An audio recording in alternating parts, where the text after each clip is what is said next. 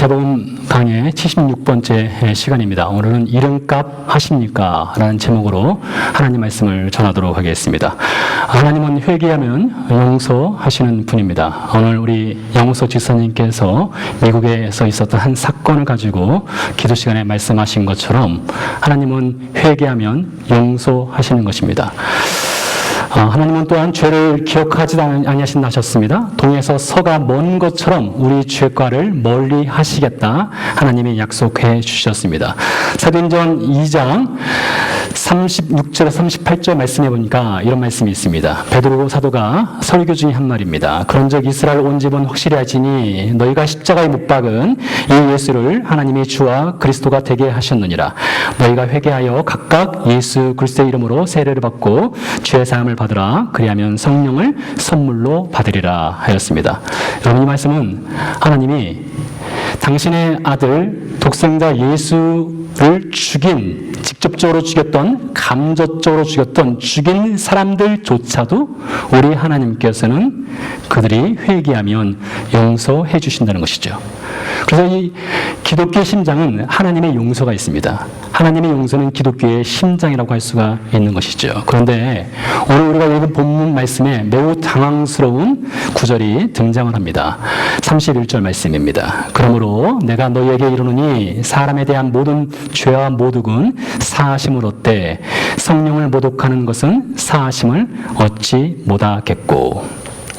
이 말씀에 설명을 좀 더하면 우리가 사는 세상에서 사람과 사람 사이에서 서로 죄를 범하는 경우가 있습니다. 누군가를 모독하는 경우도 있고 조롱하는 경우도 있고 그리고 사람을 흠잡는 경우도 있겠죠. 이런 것들이 사실 다 죄입니다. 그렇지만 그 모든 죄들을 회개하면 우리 하나님께서는 용서해 주신다는 것입니다. 그런데 이어서 말씀하시기를 그러나 성령을 모독하면 사하심을 얻지 못한다. 여기서 모독한다는 말은 성령 하나님이 하시는 일에 대해서 악한 말을 하거나 조롱하거나 의심하거나 거부하는 것 등을 모독한다라고 하는 것이 되겠습니다. 32절에 다시 한번 말씀하십니다. 또 누구든지 말로 인자를 거역하면 사하심을 얻되 누구든지 말로 성령을 거역하면 이 세상과 오는 세상에서도 사하심을 얻지 못한다 했습니다. 말로 인자를 거역하면 사하심을 얻는다. 회개하면 용서를 받는다는 것인데요. 예수님 시대 당시에 유대인들이 예수님을 모두 다 하나님의 아들로 알아보는 사람 별로 없습니다. 예수님을 향해서 목수의 아들이라고 했고요. 예수님을 향해서 그는 세례 요한이나 에레미야나 엘리야와 같은 선지자 중에 한 명이다 그랬습니다. 예수님의 형제들은 예수님을 그저 인기 있는 선생 정도로 알았습니다. 사람들도 마찬가지입니다. 예수님을 랍비라고 불렀습니다. 예수님의 친척들 예수님을 향해서 저는 미쳤다 했습니다. 어떤 이들은 예수님을 향해서 귀신 들렸다까지 했습니다. 요한복음 6장에 보니까 예수님께서 유대인들에게 이렇게 말씀하십니다. 나는 하늘에서 내려온 산떡이라 했습니다. 그랬더니 유대인들이 이렇게 답을 합니다. 너는 요셉의 아들이 아니냐? 네 부모도 우리가 다 알고 있는데 네가 무슨 하늘에서 내려온 산떡이라 하느냐라고 반문하는 것을 볼 수 있습니다. 이렇게 예수님을 우리가 그저 똑같은 인생으로 알고 있는 사람들이 대다수의 유대인들이었습니다. 그래서 그들이 예수님을 거부하고 예수님 말씀을 듣지 않고 믿지 않았습니다. 그러다가 하나님의 은혜 가운데 이분이 정말 하나님이셨네. 이분이 정말로 우리의 구원자셨다는 것을 깨닫고 회개하고 하나님께 돌아오면 우리 하나님은 용서해 주시는 분이라는 것입니다. 이 자리에는 저나 여러분이나 태어나면서부터 아멘 하면서 할렐루야 하면서 태어나신 분 한 명도 없습니다. 혹시 있으세요? 없으시죠? 우리 자녀들 태어날 때 보니까 저는 사실 태어나는 장면 보지 못했지만 분명히 울면서 태어났을 것입니다. 아멘 하면서 태어나지는 않았을 것입니다. 제가 임신했을 때 새벽기도를 다녔다고 해가지고 그것이 영향력이 있어서 태교가 잘 돼서 아멘 하지는 않았을 것입니다. 교회를 다녀도요, 성경 말씀을 들어도 처음부터 예수님이 하나님의 아들이신 것 아는 사람 별로 없습니다. 저도 마찬가지고 여러분도 마찬가지였을 것입니다. 그러다가 어느 날 성경 말씀을 듣다 보니까 이분이 정말 하나님이셨네. 이분이 정말 구원자시네 해서 우리가 회개하고 하나님께 용서를 구하면 우리를 용서해 주시고 하나님의 자녀로 삼아 주신다는 것입니다. 그런데 주목해 보십시오. 그 다음에 이어서 또 다시 반복하기를 누구든지 예외 없이 누구든지 말로 성령을 거역하면 이 세상과 오는 세상에서 사하심을 얻지 못한다 라고 말하고 있습니다.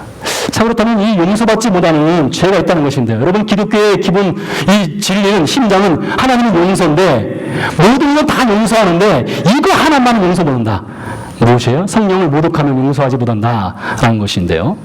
도대체 성령 모독죄가 무엇입니까? 여러분 인터넷에 찾아보세요. 엄청난 글들이 있습니다. 유튜브 동영상 성령 모독죄에 관한 동영상들 많이 있습니다. 그만큼 관심 많은 주제 중에 하나입니다. 도대체 성령 모독죄가 무엇이냐? 이것을 오늘 말씀을 통해서 여러분 잘 배워보시기 바랍니다. 예수님이 이 땅에 오셔서 사역을 하시는 동안에 예수님 혼자 사역을 하신 것이 아닙니다. 예수님의 제자들도 있었지만 예수님 사역을 하실 때 늘 함께 사역하시는 분이 두 분이 더 계셨습니다. 한 분은 하나님 아버지 성부 하나님이셨고요. 또 한 분은 성령 하나님이셨습니다. 그래서 마태복음 12장 28절 우리가 지난주에 살펴본 말씀인데요. 이 말씀에 보니까 예수님이 이렇게 말씀하십니다. 그러나 내가 하나님의 성령을 힘입어 그러니까 하나님의 성령을 힘입어 귀신을 쫓아내면 하나님 나라가 이미 너에게 임하였느니라 했습니다. 예수님께서 귀신 들려서 말을 하지 못하고 앞을 보지 못하는 사람을 치유할 때 귀신을 내어 쫓았습니다. 예수님이 그냥 인간의 힘으로 그를 내어 쫓은 것이 아니라 하나님의 성령의 힘을 입어서 귀신을 내어 쫓았다는 것입니다. 그러니까 성령 하나님께서 예수님과 함께 동역하면서 함께 사역을 하셨다는 것이죠. 예수님께서 무리를 거셨습니다. 왜 무리를 거셨을까? 심심해서요? 그거 아닙니다. 예수님이 무리를 걸으신 것은 제자들에게 내가 하나님이다 라는 것을 보여주기 위함입니다. 예수님이 풍랑이는 바다를 잠잠케 하셨습니다. 심심해서요? 아닙니다.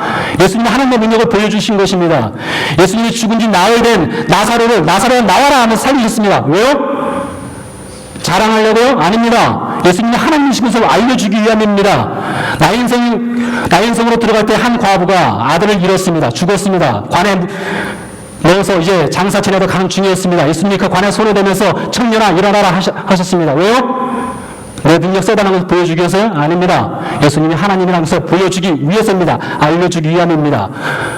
마가복음 2장 9절 말씀에 보니까 이런 말씀이 있습니다. 중풍병에 걸려서 여러분 잘 아시는 말씀이죠. 중풍병에 걸려있는 한 청년을 4명의 친구가 예수님께 데려왔습니다. 집안에 들어갈 수 없으니까 지붕을 뚫고 내었습니다. 예수님께서 그에게 말씀하셨습니다.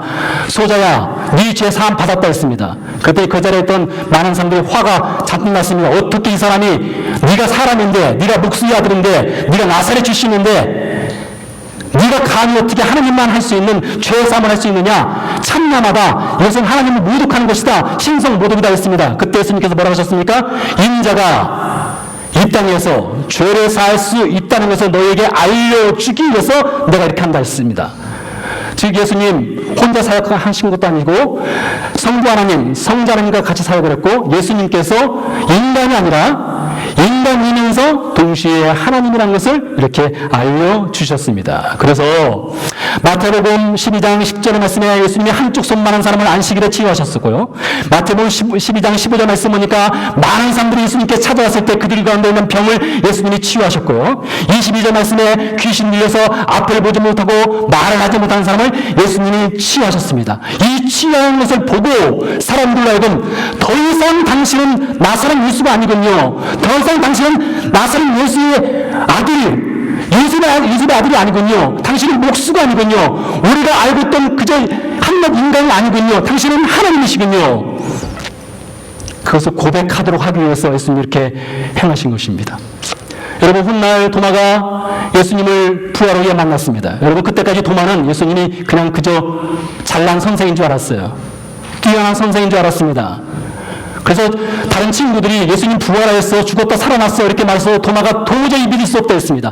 내가 그의 옆구리에 내 손가락을 톡 하고 집어넣어야 알 수 있겠다 했습니다. 믿겠다 했습니다. 그때 예수님 뭐라고 하셨습니까? 도마에게 나타나셔서 도마야, 네 손을 내밀어서 네 손가락을 내밀어서 내 손을 보고 내 옆구리에 네 손을 넣어봐라 했습니다.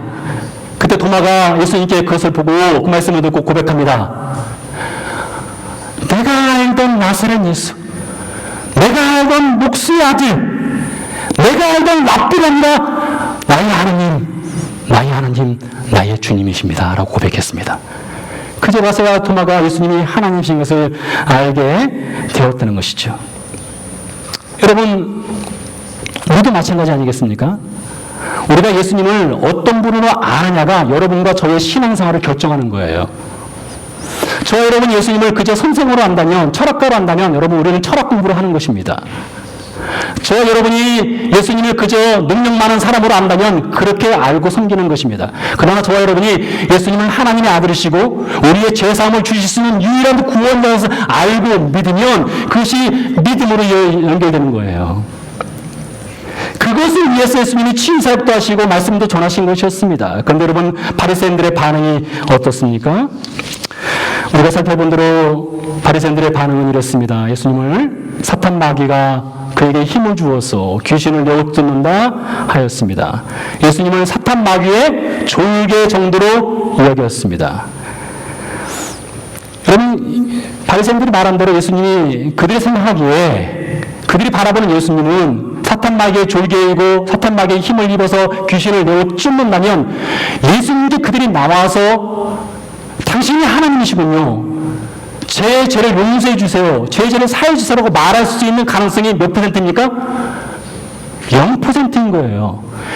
그들이 알고 있는 예수님은 사탄 마귀의 졸개인데 어떻게 예수님께 나와서 그들의 죄를 용서함을 받을 수가 있겠습니까? 용서받을 수 있는 가능성이 전혀 없는 것이죠.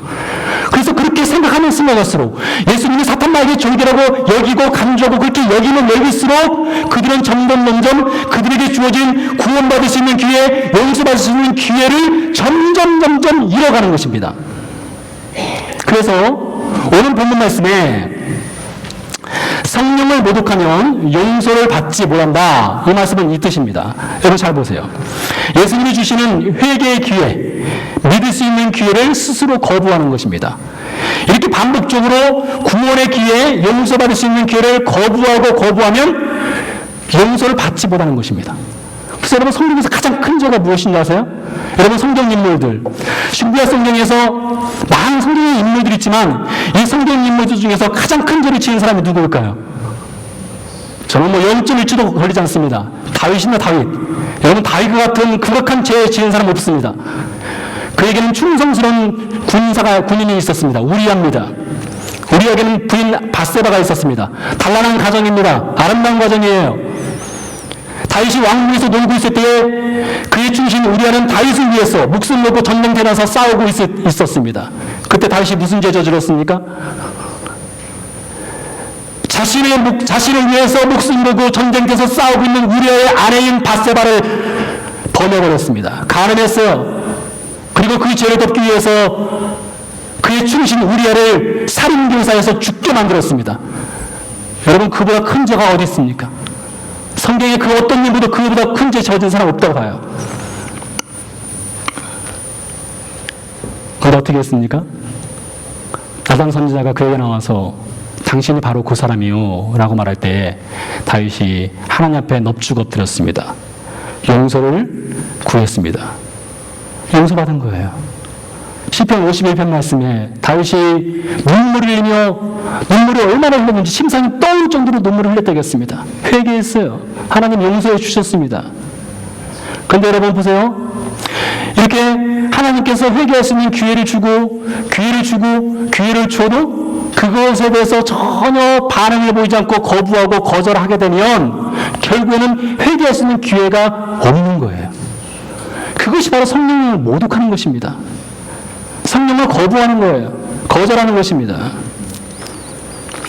이처럼 예수님이 하나님 되심과 예수님을 통해서 회개하고 용서받을 수 있는 이 성령의 역사를 보여줌에도 지속적으로 거부하는 사람들, 그 대표적인 사람들이 이 바리새인들입니다. 이 바리새인들 참 열심히 있습니다. 얼마나 열심히 있느냐면 여러분 성경에 나오는 예수님이 다니는 곳곳마다 출석 도장을 한 번도 빠지지 않고 찍은 사람들이 누군지 아세요? 바리새인들입니다. 한 번도 빠지잖아요. 어떻게 그렇게 열심히 했나 몰라요. 이런 바리새인들이 뭐 전문직을 갖고 있는 사람도 아닙니다. 그냥 일반 평시민이에요, 평시민. 그러니까 일반 직장 생활을 늘 하면서 살아가는 사람들입니다. 그런데 예루살렘에서 갈릴리까지 찾아옵니다.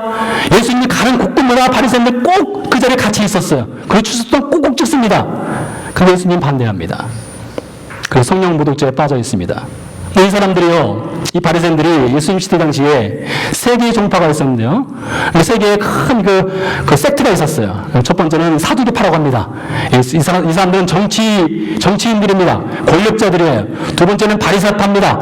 이 사람은 대중식에 거하는 일반 시민입니다. 그리고 에세네파입니다. 에세네파는 아주 강력하게 그 민족주의적인 그런 민족을 위해서라면 목숨까지 내바치는, 그리고 아주 극단적인 일을 하는 사람들입니다. 에세네파는. 그 중에서 이 사두개파와 바리새파가 늘 싸웠어요. 마치 개와 고양이처럼 싸웠습니다. 이 반대파 이 사두개파가 이 바리새인들이 너무나 꼴 보기 싫어서 별명을 붙여주었습니다.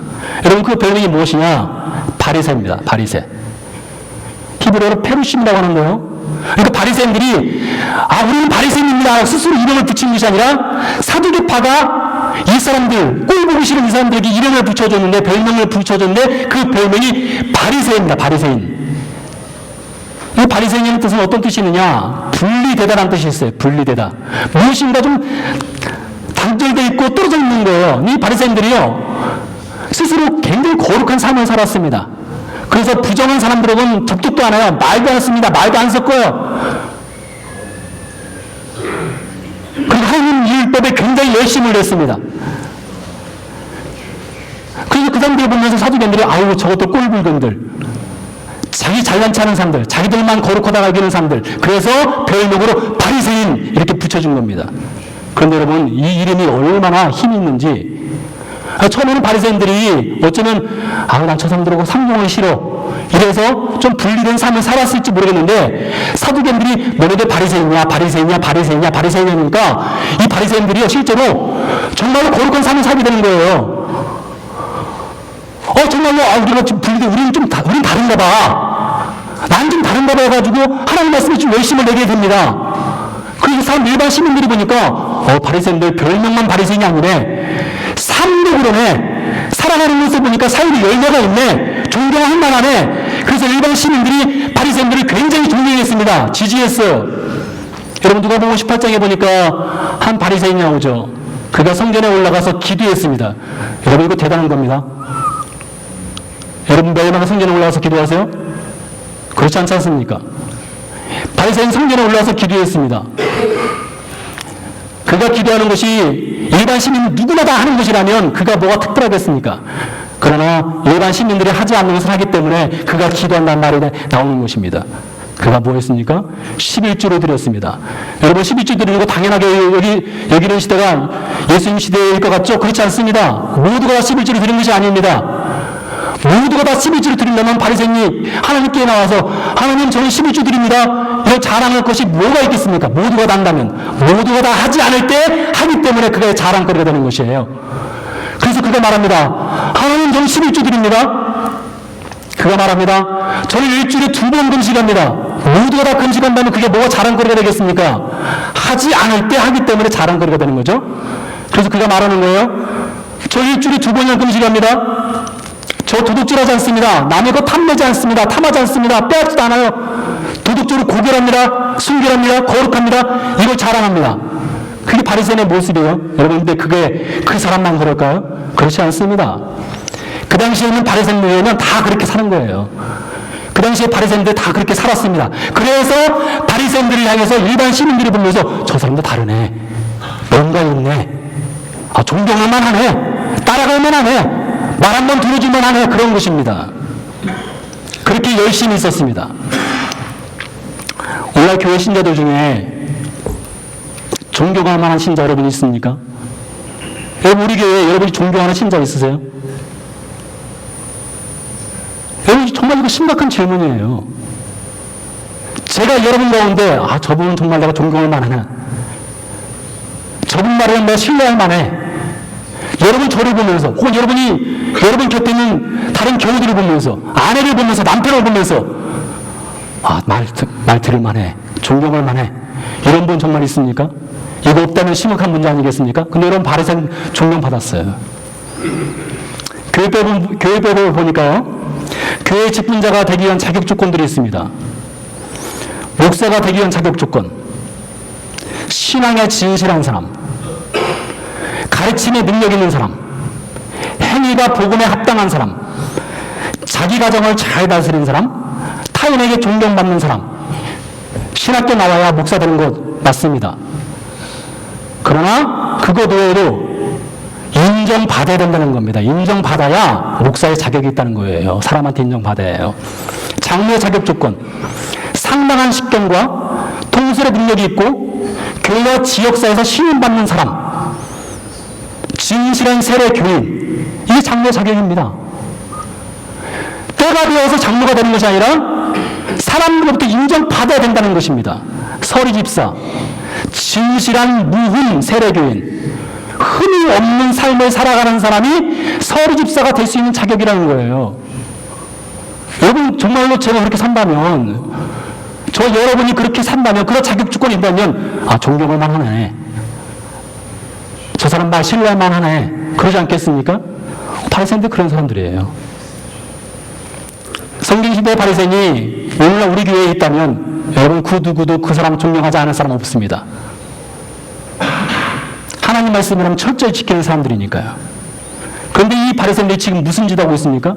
그렇게 하나님 말씀을 따르고 하나님 말씀이라면 자신의 목숨도 다 내어 바치는 이 바리새인들이 지금 무엇을 하고 있어요? 지금 이 사람들 하는 짓거리를 보세요. 예수님이 이 치유사역을 통해서 자신이 하나님이시고 나를 통해서만 구원을 받을 수 있다는 것을 백성들에게 지금 열심히 가르치고 있어요. 근데 이 바리새인들이 지금 그 문을 떡 하고 가로막은 것입니다. 딱 하고 가로막아서 이 사람 말 듣지 마, 이 사람 사단의 졸개야, 이 사람 귀신 들렸어, 이 사람 사탄 마귀의 졸개이기 때문에 그런 능력을 행하는 거야, 이렇게 말을 해버리는 것입니다. 여러분 당시에 바리새인들의 영향력이 보통 영향력이 아니에요. 말씀드린 것처럼 일반 대중들은 바리새인들 말이라면 다 들었어요. 파워가 대단한 사람들입니다. 근데 그 사람들이 지금 예수님 앞에서 그 말을 하는 거예요. 정말 눈물 나는 장면입니다. 정말 가슴을 찢고 싶은 장면이에요. 여러분 생각해 보세요. 여러분 자녀가 지금 죽어가고 있는데, 죽어가고 있는 장면을 위해서 여러분이 약을 구해왔어요. 이거 먹어야 사는 거예요. 이거 먹지 않으면 자녀가 죽는 거예요. 여러분 자식이 죽는 거예요. 지금 숨을 헐떡거리고 있어요. 그 약을 주려고 하는데 누구 일어나가지고 그 약을 뺏어가는 거예요. 내 자녀가 죽어가고 있는데 지금 그 약을 뺏어가는 거예요. 지금 바리새인들이 지금 그 짓거리 하고 있는 것입니다. 예수께서 하나님의 구자에서 이 땅에 내려오셔서 예수 그리스도 통해서만 죄사함이 있고 구원을 만나는 것을 그렇게 열심히 가르치고 있는데, 그 가르치는 가운데에서 이 사람 말 듣지 마. 여러분 바리새인들은 그래서 그들의 이름값을 못하는 것입니다. 그들의 원래 이름값은 처음에는 경멸로 시작했지만 정말로 사람들이 존경받을 만한 이름값이 되었던 적이 있었어요. 하나님을 향한 열심도 있었고 자신을 세속으로부터 지키는 열심도 있었습니다. 율법을 지키기 위해서 노력을 했습니다. 훗날 바울이 자신이 바리새인이었던 때를 이렇게 한마디로 말합니다. 나는 율법으로는 바리새인이었습니다. 나는 율법으로는 바리새인이었습니다. 여러분 이게 무슨 말이냐? 내가 율법을 지키는데 바리새인이었다. 나는 율법을 지키는 데에서는 그 무엇보다도 하나님의 말씀을 지키기 위해서 내 생명조차도 내어놨던 사람이다 이것입니다. 여러분 그것이 바리새인의 이름값이었습니다. 근데 지금 여러분 그 이름값이 어떻게 됐습니까? 이름값이 땅에 떨어져 버렸어요. 이름값을 완전히 잃어버렸습니다. 그래서 예수님이 그들에게 뭐라고 말합니까? 34절 말씀입니다. 34절 말씀에 그들을 향해서 독사의 자식들아, 너희는 악하니 어떻게 선한 말을 할 수 있느냐? 이런 마음에 가득한 것을 입으로 말함이라. 여러분, 제가 여러분에게 독세자시라고 하면 여러분 이 자리에 남아있는 성도 아마 한 명도 없을 겁니다. 여러분 저한테 저 독사 같은 목사라고 말한다면 제가 이 자리에 버티고 있을 수 있겠습니까? 버티지 못하죠. 여러분, 예수님이 그렇게 경건하고 그렇게 하나님의 말씀을 지켜 산다고 하는 나름대로 정말로 사회적 지위도 있고 존경도 받는 그 바리새인들을 향해서 예수님이 그들의 이름은 바리새인을 떼어놓고 그들에게 말씀하시는 거예요. 독사의 자식들아. 실제로 예수님 시대 당시에 바리새인들 중에 모두가 다 이렇게 살진 않았을 것입니다. 모두가 다 이렇게 악한 짓을 하진 않았을 거예요. 일부가 그랬겠죠. 근데요, 일부가 그랬을지라도 탈무드에 보니까 이런 말이 있습니다. 여러분, 탈무드에 재미있는 말들이 있는데요. 이 바리새인들이 늘 입고 다니는 옷이 있었습니다. 검은색 옷을 입었어요, 바리새인들은요. 이 검은색 보면, 바리새인. 아는 겁니다. 이 검은색은 겸손을 뜻하거든요. 겸손하다. 나는 겸손한 사람이라는 것을 검은색으로 표현한 거예요. 또 머리에는요, 성검을 달고 다녔습니다. 신명기 6절 말씀에 있는 대로 성검을 머리에 달고 다녔어요. 그래서 성검을 보면 저 사람 바리새인이었습니다. 한때 검은 옷을 입고 성검을 달고 다니는 바리새인을 보면 저 사람 신실한 사람, 존경받을 만한 사람, 그게 대명사였어요. 그런데 탈무드에 뭐라고 기록되어 있느냐? 여러분, 머리에 성검 달고 다니는 바리새인 믿지 마세요. 이런 말 기록되어 있습니다. 제가 약간 각색을 한 겁니다. 내용을요. 뭐라고 그랬더냐? 머리에 성검 달고 다니는 바리새인들은 돈 빌리고 나서 내가 언제 돈 빌렸지? 이런다는 거예요. 내가 돈 빌린 적 있나? 이런다는 거예요.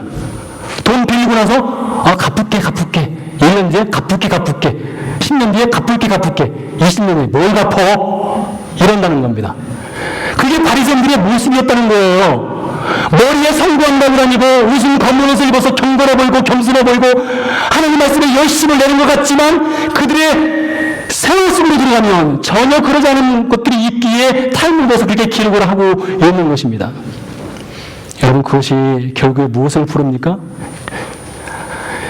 유대인들이 바리새인을 통해서 하나님을 알아가는데 하나님을 향한 불신이 생기게 만드는 거예요. 여러분, 사실 오늘날 우리나라 교회의 현실이 그렇습니다.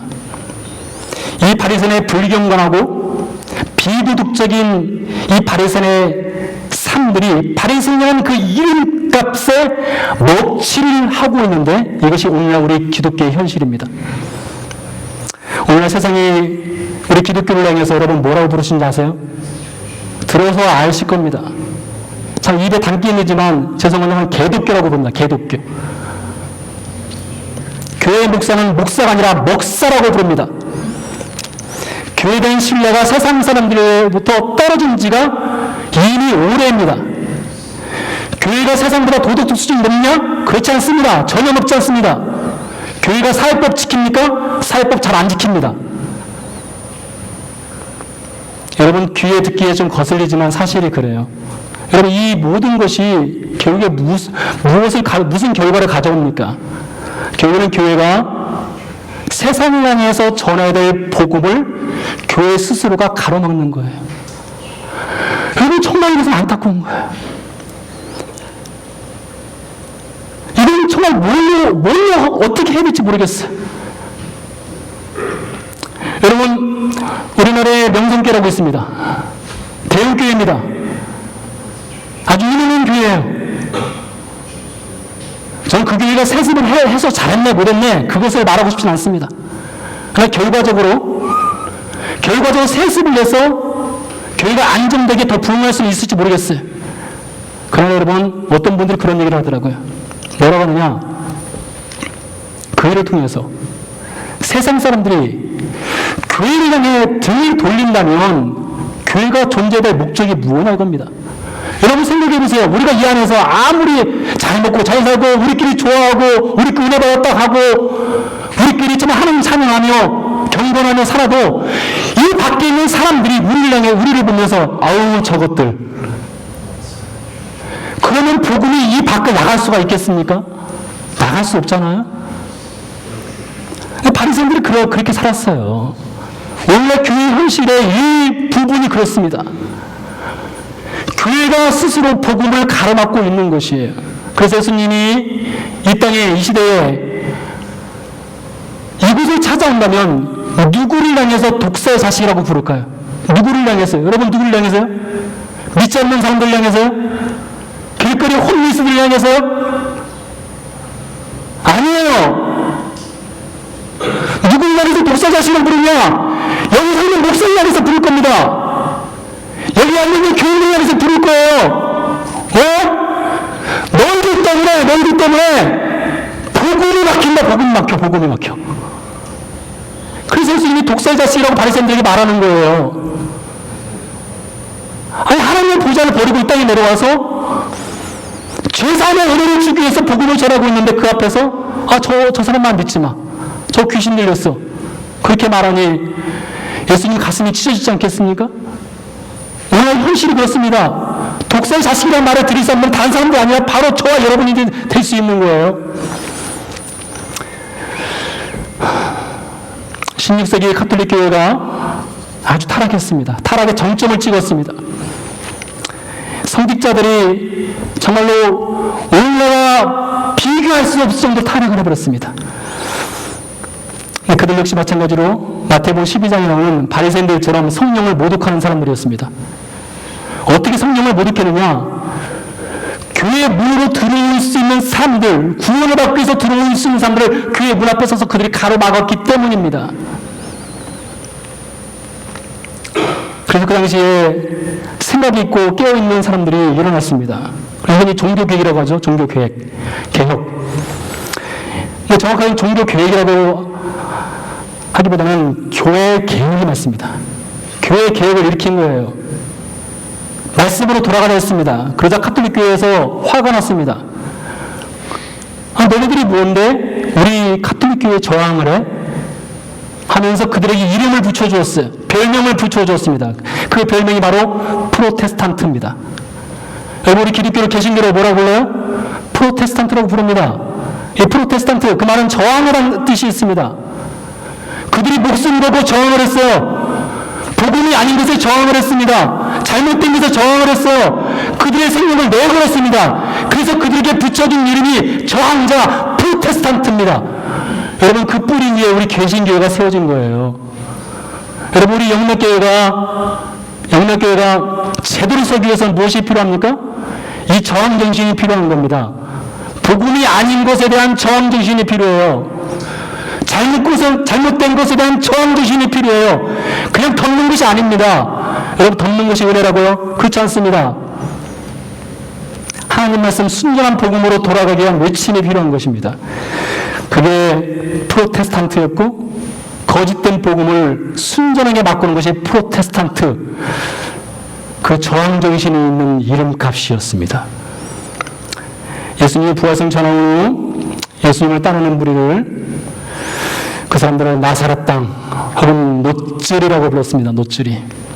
오늘날도 이스라엘에 가면 종교 조사를 할 때에 당신이 믿는 종교가 무엇입니까? 여러 가지가 있는데 그 항목 중에 있는 것이 노즐입니다. 성경에 노즐이라고 하는 당이 있어요. 나사렛 땅입니다. 그 노즐이 나사렛 땅을 예수님 믿는 제자들이 스스로 불렀느냐? 우리 노즐입니다. 우리 노즐이에요. 알아주세요. 이제부터 우리 노즐입니다. 이렇게 하지 않았습니다. 누가 붙여줬느냐? 교회 밖에 있는 사람들이 붙여준 거예요. 교회 밖에 있는 사람들이 저것도 노즐이, 저것도 나사렛 땅 이렇게 붙여준 거예요. 왜요? 다르게 사니까요. 다름이 있으니까요. 그래서 그들에게 별명으로 노즐이라고 불러줬습니다. 여러분 그 노즐이 어떻게 살았습니까? 예루살렘 교회가 세워진 소위 말하는 그 마가의 다락방이라는 곳과 예수님이 십자가에 못 박힌 그 골고다까지는 채 20분도 안 걸립니다. 눈이면 보이는 곳이에요. 여러분 생각해 보세요. 그 노즐이들, 그 나사렛 땅이 나는 예수님을 믿는 사람이라고 고백하면서 바라볼 수 있는 그 골고다 언덕이 무엇이에요? 어디입니까? 예수님이 십자가에 처형된 곳이에요. 여러분 그거 바라보면서 나 예수님 믿습니다라고 말하는 거, 고백하는 거 이거는 쉬울까요? 그렇지 않습니다. 전혀 쉽지 않습니다. 생각을 해보세요. 이 자리에 테러리스트가 들어왔는데 한 명 죽이고 다 살려주겠다 했습니다. 여러분 누가 죽어야 됩니까? 저를 바라보는 눈빛에 그래도 네가 죽어야지 하는 것 같은데요. 그렇다는 거예요. 이 돛지리들이 그 골고단도 보면은 나도 언제가 저렇게 죽는 거 아니야? 그럴 수 있는 겁니다. 그런데 여러분, 그럼에도 불구하고 골고단도 바라보지만 돛지리답게 살았어요. 그래서 그들을 향해서 나사렛 땅이라고 부르는 것입니다. 여러분, 그 정신이 기독교의 정신이에요. 예수님을 따르는 것이 그들에게 삶의 최고의 가치였기 때문에 그 돛지리의 이름값을 하면서 살았던 것입니다. 오늘 예수님께서 당신 귀신 들렸다, 사탄 마귀의 조이다 라고 말하는 바리새인들에게 이렇게 말씀의 결론을 맺습니다. 사람이 무슨 무익한 말을 하든지 심판날에 이에 대하여 신문을 받으리니 내 말로 의롭다함을 받고 내 말로 정죄함을 받으리라. 그렇게 하나님께 열심을 냈지만 평생 하나님 말씀을 따라서 살겠다고 하고 헌신하고 수고했지만 그 바리새인들에게 붙여준 예수님의 별명은 무익하다였습니다. 바리새인들의 열심은 하나님을 향해 있는 것 같지만 어느 순간 그것이 수단이 되었습니다. 자신의 의로움을 자랑하기 위한 수단이 되어버렸어요. 하나님을 섬김과 경배하는 것이 원래 목적이었지만 시간이 지나면서 결국에는 그것이 자기를 높이는 수단이 되어버렸습니다. 그래서 예수님께서 마태복음 23장 5절에서 이 바리새인들을 향해서 이렇게 말씀의 결론을 맺습니다.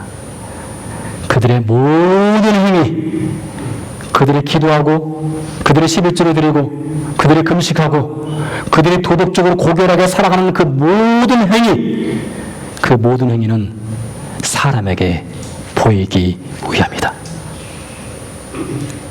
사람의 인기와 주목을 받기 위해서 자신의 영혼을 팔아버린 인생들이 바리새인이었습니다. 사랑하는 교회 여러분, 물건에는 물건값이 있습니다. 이름에는 이름값이 있어요. 원래 바리새인들의 별명의 이름은 경멸의 대상이었지만 존경의 대상으로 바뀌었던 적이 있었습니다. 예수님을 따르는 사람들, 돛지리들, 처음에는 그들의 삶이 두렵고 무서웠겠지만 골고다를 바라보면 바라볼수록 그들은 점점 예수님을 닮아가게 되는 그 이름의 정체성을 갖고 있었습니다.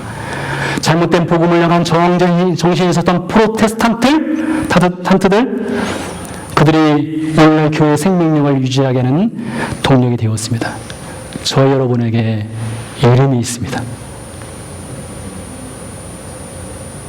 여러분, 그 이름값 어떻게 하고 계십니까? 여러분의 그리스도라는 이름, 그 이름값 지금 얼마짜리입니까? 혹시 그 그리스도라는 이름 때문에 누군가 교회 문으로 들어와야 되는데 그 이름 때문에 들어오지 못하게 하는 방해물이 되고 있지는 않습니까? 기도하시겠습니다.